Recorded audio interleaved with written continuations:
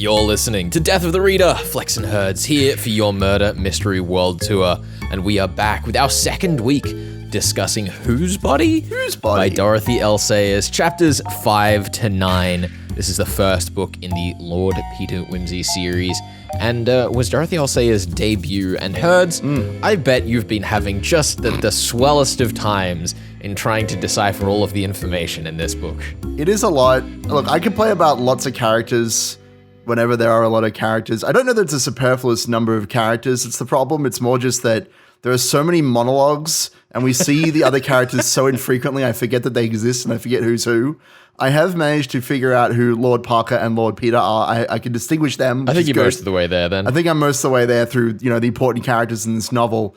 But as before, like there are so many scenes where we're just watching Lord Peter or Lord Parker go on these tremendous rants about criminology and psychology and books and theorems and Shakespeare. It's crazy. This book is insane. I thought that perhaps the most ridiculous part of this novel was in chapter 5, which is where we picked up today, when Peter and Parker are both, pun intended, are both sitting down discussing all of the evidence that they've amassed thus far.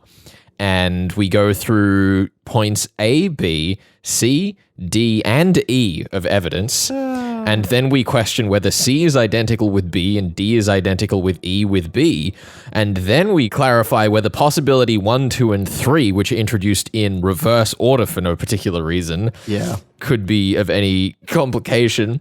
Then we introduce alternatives A, B, C, and D, featuring character X.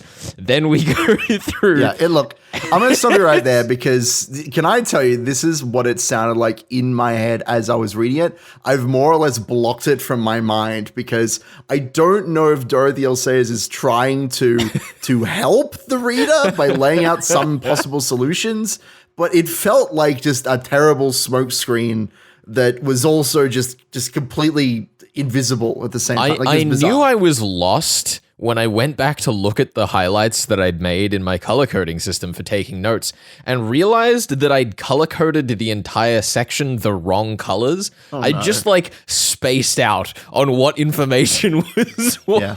There's lots of discussion of the material facts of the case, of like the fingerprints and the hairs and the individual items of clothing and all this sort of thing. But it all ends up in this confusing mess of a conversation. Good on Peter and Parker for trying. To be fair, though, they do kind of come back to this point in a later conversation where we talk about unjumbling sequences of letters. Yeah. They use the word scissors as an example, which I've just ruined the puzzle for those of you who haven't seen it. But basically, you see the letters of scissors, they're all jumbled. And the book is kind of explaining how you could go through every single permutation of what order you could put the letters in, or you could just have a lightning bolt moment and skip the whole process of trying to work out the puzzle, which is a weird angle for a murder mystery to take in terms of explaining how you're supposed to solve the mystery. But I don't think that it is, because the thing that it neatly occludes is that the lightning bolt moment often happens because of context. Sure. If you have the letters of scissors and you're trying to unjumble them, then it's not going to be particularly useful for you if you say, don't speak English. But if you have learned the English language, or to expand the metaphor, the clues of the case, then perhaps you will have the context for lightning to strike. You have erected the lightning rod for this particular moment. Look, I totally get what you're saying, but I think that on its own, the way that it is illuminated in this novel it just felt very strange in the moment. That we're saying, there's a certain element of luck. I thought that its strangeness was on purpose. I felt that the omission there was probably is meant to draw your attention to it as a reader. Probably. I just know that if you are relying on lightning striking your face to solve a murder mystery, it's gonna happen. You're gonna get struck in the face before you solve the mystery. That's all I'm saying. You gotta use some clues. So you'll be lost. That's true, and you'll only be able to solve one murder mystery because, as we all know, lightning only strikes in the same place once. Unless you hold a big metal rod up to the sky. But unfortunately, we don't have a metal rod. Damn. Instead, we have... I'm going to say Bunter. I'm going to say Bunter is the hero of this novel. Oh, he is Bunter. Definitely my favorite character so far. I love how he is always there to help out. He's always going along with the schemes. I love the conversation where Lord Peter sends Bunter off to chat with Cummings, who's, I think he was Thip's servant, maybe? That's one correct, of the servants. yes. Yeah, that sounds right. And he's like, okay, Bunter, I want you to go suss out this servant, see if Thip's was up to anything strange or if there's anything strange going with the apartment that the body was found in, all that sort of thing. And he gets a letter from Bunter, and Bunter says, well, I had this lovely conversation, and here it is. As I remember it, he writes out the whole conversation, this letter, which is, he's got a fantastic memory, this Bunter. Which we justify later, but we'll get to that. I'm sure we'll get to that. But he also mentions how he's like plied the servant with Lord Peter's best port. Like his best drinks have been thrown down. And we get all these like little reaction shots almost of Lord Peter going, oh, not my port. Oh, Bunter, how dare you, devil. Like, oh, he's always up to these the tricks. cigars. Exactly. It's like, it's down the drain, Bunter. How could you do this to me? But he's just doing what's best for his master, It's like his whole thing. It's absolutely fantastic. I think Bunter is like, I don't want to say he's the most compelling character, but I think that he's perhaps the most well fleshed out in that, like, he transitions from background piece to highlight of a scene really effortlessly. Sure. In particular, like that moment there is really fantastic. And I mentioned we justified that he has great memory for things that were said. We find out later that he was, part of the communications trenches when he goes to reassure Lord Peter that things are all going according to plan, and this is just like his experience in the war. So we've kind of established that he's used to keeping track of all of the things going through his operations facility. I love those tiny little details. I like that he's also in that scene where Lord Peter is like, he's having a hard time. It seems like he's like cracked the case, and he's having a bit of he's having a PTSD moment from the war. And Bunter is like, oh, don't worry, those bombs you hear, that's just our sappers in the trenches. Like, that's supposed to be happening. It's totally fine. And it's difficult to tell like how much of it is genuine concern for his lordship and how much is because he's a servant. I like to think it's all, care and compassion, but clearly he has experience with looking after Peter when Peter is like, he's having a hard time, when he slips into these PTSD flashbacks. Bunter's there to pull him out of them, which I think is kind of a cool moment of camaraderie in this novel. The other really interesting scene in terms of characterization that we get is the like coroner's courtroom scene to me. Oh my goodness. That's primarily through Parker's eyes, but it kind of flips back and forth between like court documentation, which has like, it's detailed like a script with the speaker stated each time.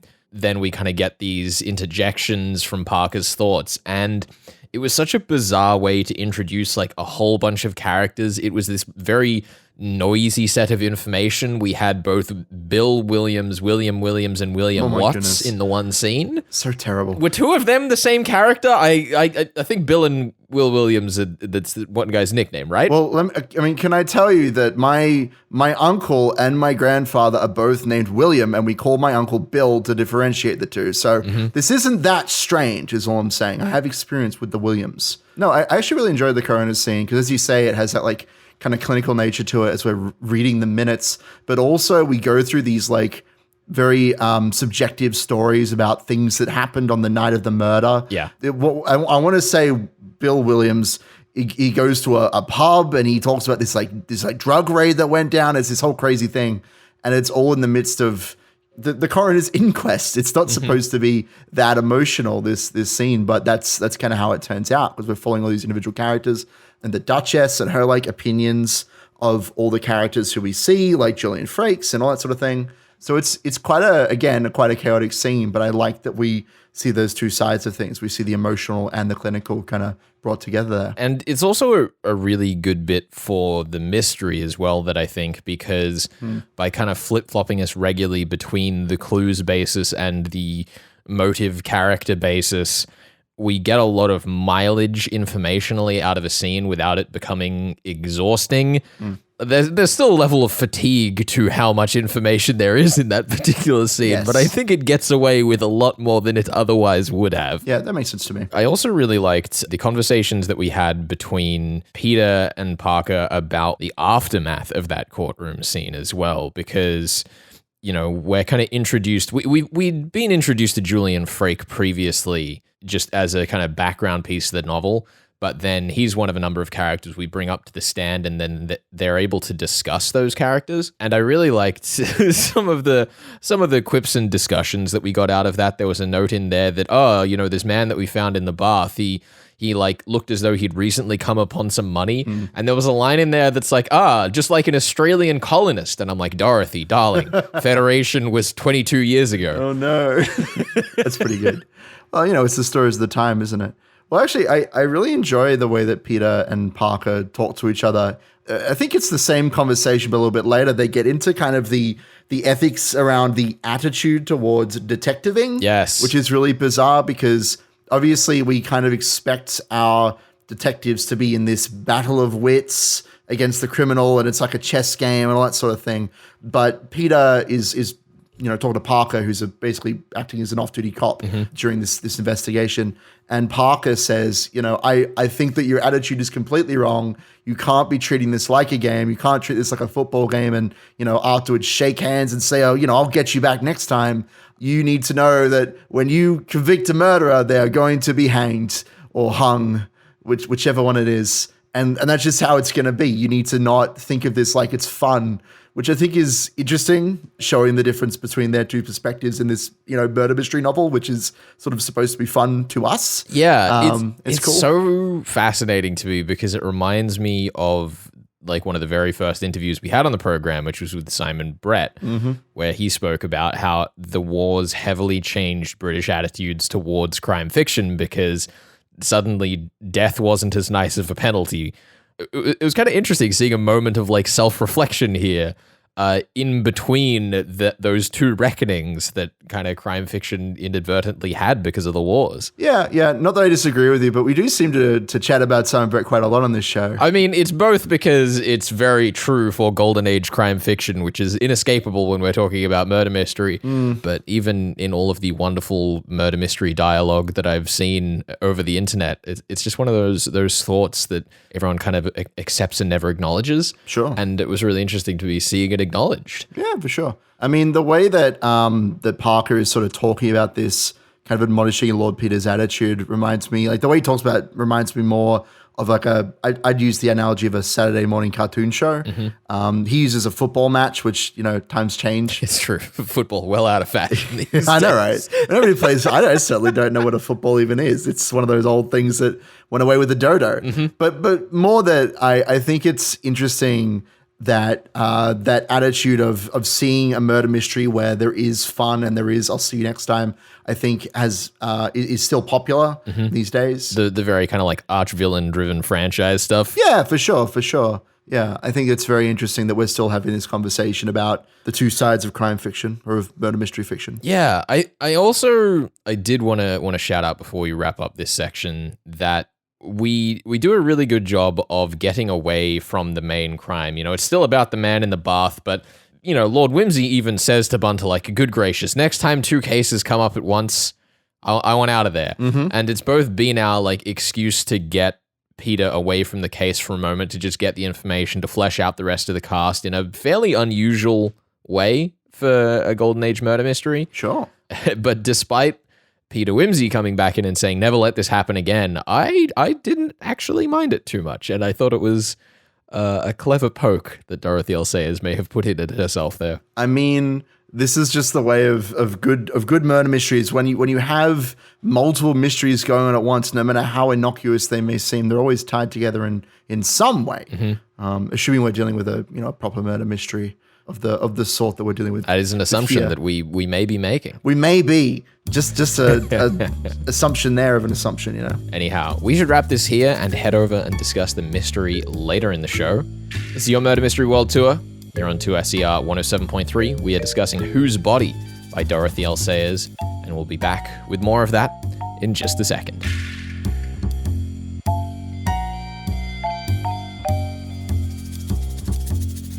This is 2SER 107.3. You're listening to Death of the Reader, which is your Murder Mystery World Tour here on that very station. I am Flex. I'm joined by my regular co-conspirator Herds. It's me. In discussion of Dorothy L. Sayers' debut murder mystery, Whose Body? Whose Body? Chapters 5 to 9, wherein Herds is solving this murder mystery, filling the shoes of one Lord Peter Wimsey himself as he runs about the greatest of Britons. It's true.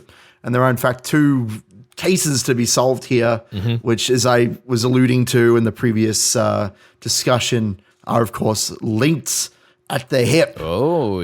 Perhaps sewn together by the very hands that created the problem in the first place. There we go. I feel like I'm being led to a particular character with that opening statement there, Herds. I mean, shall we get into things? Because Sure. you mentioned last week on the show that Dorothy L says might go with some quite simple solutions. And I've been umming and ahhing because I do have some very complicated thoughts and I do have some very simple thoughts. And I think there's a happy medium between the two. But there's some lines that I keep coming across that are bizarre in terms of foreshadowing. One of the lines that stuck out to me the most when I was reading the first part of the novel is the mention of the bodies in the hospital. And last week he went on this whole tirade about Julian Frakes, who I probably wisely did not pick as the culprit for last week because I was still putting things together. I think so. But I mean, I don't think it's that controversial to say that Frakes did it. Well, hold on. The Doctor doing it in a story, that means we can't even be assured crazy that anything about the corpse is true. Maybe it's not even a body. It might not even be a body. Here's the thing. We know that he likes to mess around with dead bodies. He's a vivisectionist. I don't know that we're necessarily dealing with a chopped up body situation. I think that somebody would probably notice that the body in the bath had been chopped up, but it is mentioned during the coroner's hearing that they get bodies from workhouses and free hospitals. Yeah. I think the body in the bath is someone from one of these workhouses who has died in an accident, and Frakes has stuck the body in the bath to pretend to be Levy, who he has also killed. And you may be wondering, why has he done this? Why has he killed, was it Reuben Levy? Is that his name? Reuben Levy is his name, Reuben Levy. yes. So when Lord Peter is having his shell-shocked moment, there's this like info dump. I think they're books that Frakes has written. From what I can tell, it's this whole list of them. Yeah, he's a Knight of Grace of the Order of St. John of Jerusalem, consulting surgeon at St. Luke's Hospital, Battersea, grilling him. I can't pass all of what I'm reading here, but the books that he's written range from, yes, I am a doctor interested in brains and the nervous system, to Insanity, an examination into the treatment of pauper lunacy, modern developments in psychotherapy, criminology, and then you get to his hobbies, and it says chess. And I go, oh, this doctor's really obsessed with criminology. He's probably done this just because he wanted to get away with a crime, and he's obsessed with the idea of mixing and matching bodies. There is mention of some Peruvian oils that he's sold off. Oh, no, not a complex scientific device that will need explanation at the end. I will say, I really hope that the oils don't have anything to do with the crime. The thing is, they talk about the oils. They say, wow, he sure earned some money off of the death of Reuben Levy, but it wasn't very much, not enough to kill him over. But if he's already wanting to kill this guy to satisfy his sick criminal urges, which is a topic in this novel that we discuss semi-frequently, I think that it would just be like the frosting on top of the cake for him. That would be my assumption. There's lots of little lines that talk about different aspects of this case. I think the one that sticks out the most to me is the Shakespeare mention, which is part of the rant that I keep talking about with his attitude problem. Lord Peter, I believe, is talking about Shakespeare and how cool it is. Actually, it might have been the Duchess, I think, but anyway, I think so. Point is, they bring up the idea that, it couldn't be a simple man in a girl's clothes situation. That sort of identity switching is far out there, really boring. Yeah, it's very trite, Dorothy, I'll say. It's far above you ever to put in a book. Yeah, we've already had it established that we have a character impersonating Levy the night before he was killed, probably to make sure that Frake has an alibi for, I don't know, I've missed that part of the investigation, to be totally honest. But we've already had that foreshadowed. So to keep compounding on it is a big red flag. So yeah, it was Frake, and he killed the man and switched his body with someone in the hospital. So then they could say there are all the bodies in the hospital, but we just haven't identified all of them like individually. And he did it because he's a crazy criminal person. That sounds fantastic to me. You know what, Herds? Whenever I think of the great murder mysteries of history, it truly is the crazy killer who did it just because they wanted to that just strikes my fancy right at the fanciest point. Look, I'm sure it does. There's probably a much more complicated reason in here that I am missing, but that is maybe there is, Herds, and that's certainly going to be a point for you. Right. I think the other thing that I want to ask is, you were mentioning in there his alibi. Yeah. I suppose the question is why, aside from just this nature of wanting to get away with a crime, because he likes working with bodies and he enjoys the game of chess, do you think that we needed to go and hide a body in, of all people, Thrips's house in the bath? Is a suggestion that someone snuck in there and waited through the day, then left the body in the bath and left through the window, which is why there's no evidence of breaking and entering. But was that Frake himself? We don't hear any testimony from anyone letting Frake into the house. We don't know of a way that he could have gotten in there. What are you thinking, Hertz? It's a great question. I don't know.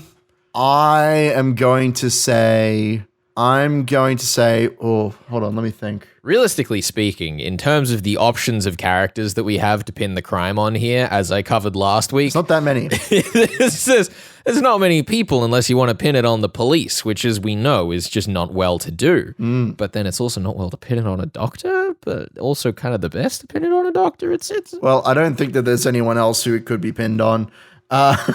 In terms of characters who have given evidence that could be found false. Unless you're going to blame it on William Watts, I think it's a pretty clean bet. I need to know the accoutrement for this big sophisticated scheme that you've come up with here. So here's the thing.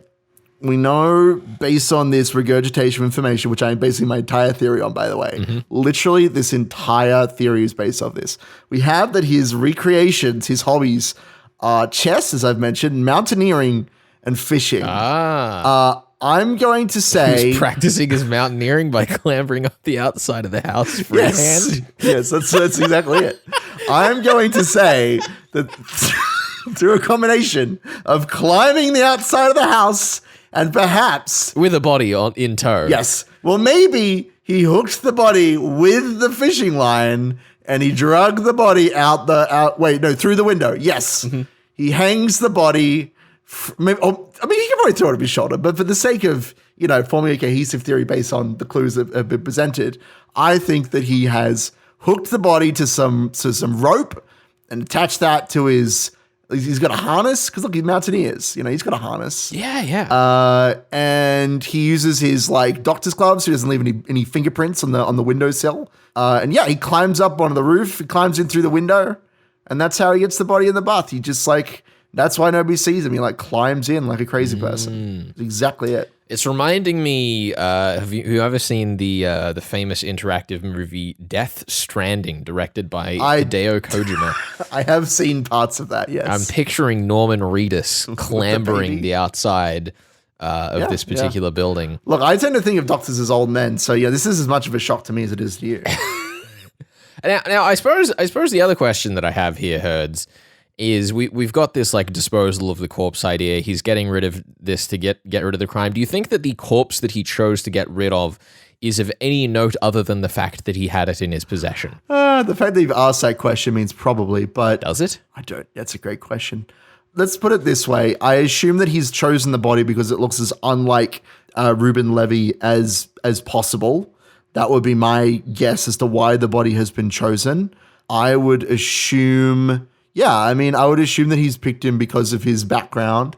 Maybe this worker worked in a Peruvian oil factory. Ooh. And he's selling oils on the side and got blackmailed. Sure, why not? That sounds great to me. Gotta kill someone. Gotta have someone be your patsy, your corpse patsy. Yes. Might as well be this Peruvian oil dealer. Sure, that sounds good to me. And then I guess the suggestions that Frake makes about the corpse in the bathtub during the coroner's inquest, He mentions that it's a poor man who seems to have recently come into some money. Do you think he's just dressed up the man to make it seem like he had money? Clearly, he's dressed him up because he's trying to make him look like Reuben Levy. That's why the cop is like, Mr. Suggs is like, I don't know, maybe it could be Mr. Levy. I think I'd have to have another look. Because clearly the idea is that we get this poor guy, dress him up like Levy, and make everyone think that that's Levy's corpse in the bathtub when actually he's been stashed in the hospital. And I would assume this is all just part of the game for Frakes as he's trying to keep things in. Well, yeah, because that was my following question. It feels like it's fairly obvious that it's not Reuben Levy in the bathtub. So, like, what is, aside from just wanting to mentally show off, do you think that there's any other reason that he's put himself at such great risk? Is it just him trying to get away with the great genius he perceives himself to be? I mean, that's definitely 9% of it. I don't know. Because the scene that struck me, interestingly, was at the end of the court scene, the coroner asks and says, and what of the pince-nez that were left on the man? And Dr. Julian Frakes says, well, you'd have to ask someone else. I'm not much of an expert. And then continues to speculate anyway. Yeah. Like...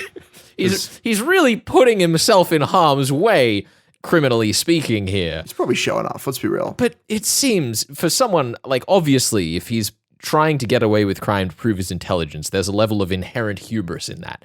But do you think it's all hubris that's putting him in such risky positions? I would say that it is in his interest for the body to be identified as Levy, just to get everything off his back. Maybe he's like worried the police are going to come down on him. That'd be my guess on that regard. If he's like willing to put himself out there, put some extra information in the air about like who the body is and that sort of thing.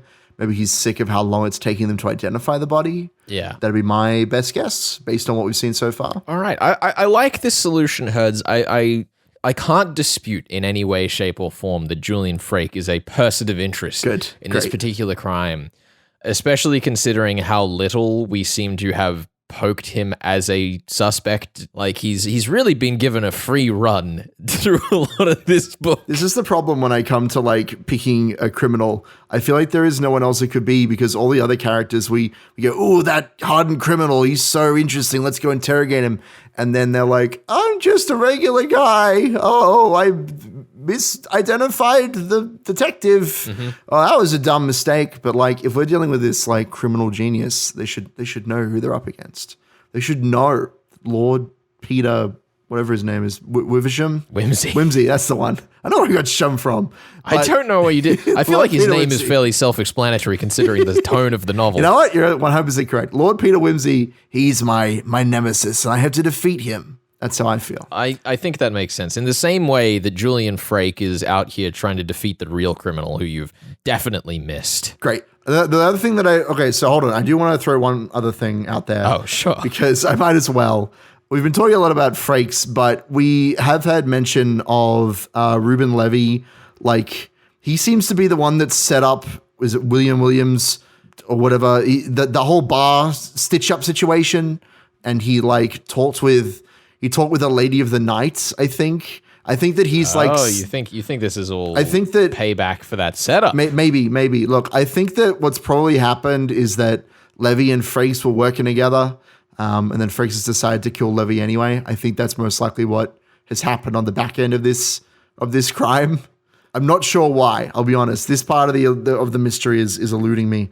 But clearly Levy wanted to get out of Dodge and was like, Frakes, can you like spirit me away? He's like, sure. And then he totally kills him. That's the real hard truth. That's the real hard facts of the case. I think that has me covered. I think I'm happy to close my notebook, mull on these points. Great. And we can simmer. We can simmer and stew until we next meet to decide your fate. I'm excited. I'm excited to get all 4 points easily. It's gonna be great. I'll be a little disappointed if you do, but I'm not gonna hold back if you've earned them. Okay, fair enough. You have a think about things, and we'll see how things go next time on. That sounds good to me. Herds, thank you very much for joining us here on Death of the Reader. Yeah, it's been fantastic. I look forward to bringing the conclusion of Whose Body by Dorothy L. Sayers to your airwaves next week here on 2SER 107.3. This has been your Murder Mystery World Tour, and we'll be back all the way to the end of Dorothy L. Sayers' debut novel next week on the show. See you then. You know, there was one other, just to throw this out there, I know we've literally just wrapped up, but I'm absolutely fading the episode out on you saying that. But I want it on record. I want it on my personal record.